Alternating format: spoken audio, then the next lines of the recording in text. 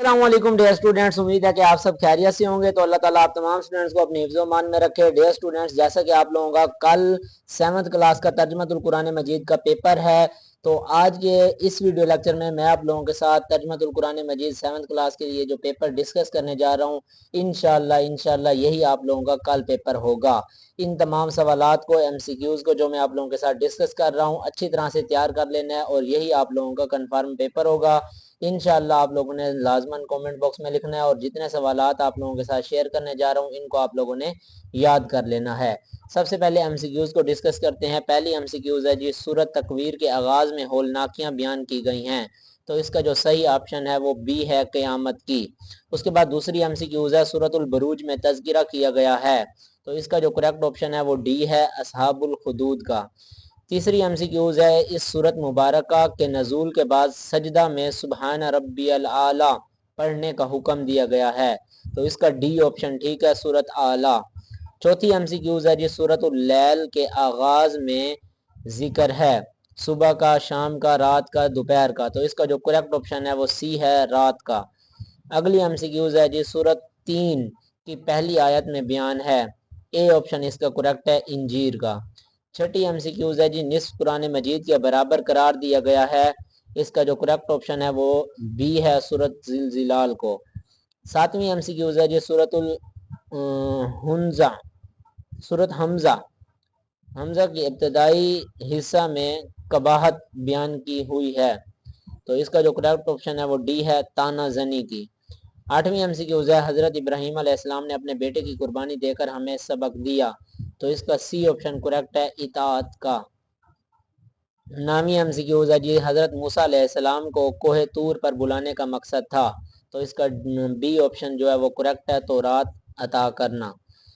Last हमारे पास MCQs है जी, हजरत आदम अलैहिस्सलाम के बाद खलीफतुल अर्ज के लक़ब से मशहूर पैगंबर हैं, तो इसका जो ए ऑप्शन है, हजरत दाऊद अलैहिस्सलाम, वो करेक्ट है। तो ये 10 टोटल आप लोगों की MCQs हैं।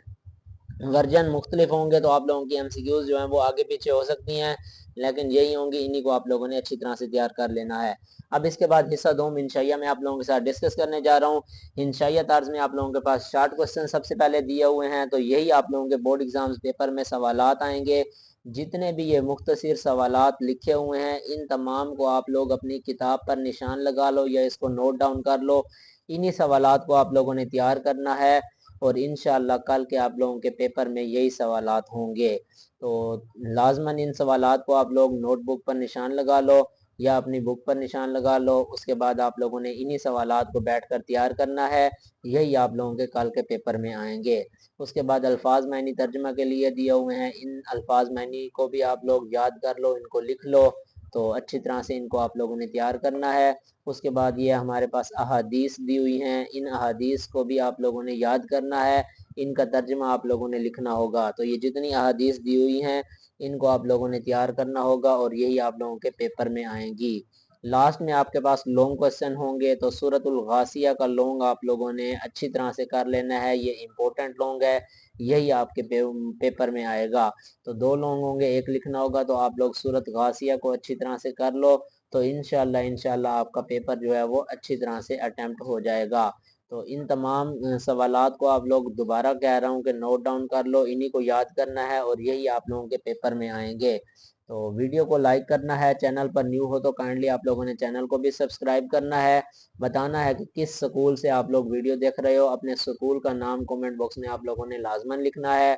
इस वीडियो को अपने क्लास फेलोज दोस्तों तक भी शेयर कर दो ताकि उनकी भी रहनुमाई आ सके और वो भी अच्छे नंबरों से कामयाब हो जाएं। तो दुआ है जितने भी स्टूडेंट्स वीडियो को देख रहे हो, माह रमज़ान के सदक़े अल्लाह ताला आप तमाम स्टूडेंट्स को अच्छे नंबरों से कामयाब करे। कमेंट बॉक्स में आप लोगों ने आमीन ज़रूर लिखना है, मुझे दुआओं में याद रखना है। मिलेंगे इस तरह से एक नेक्स्ट वीडियो लेक्चर में, तब तक के लिए अल्लाह हाफिज़।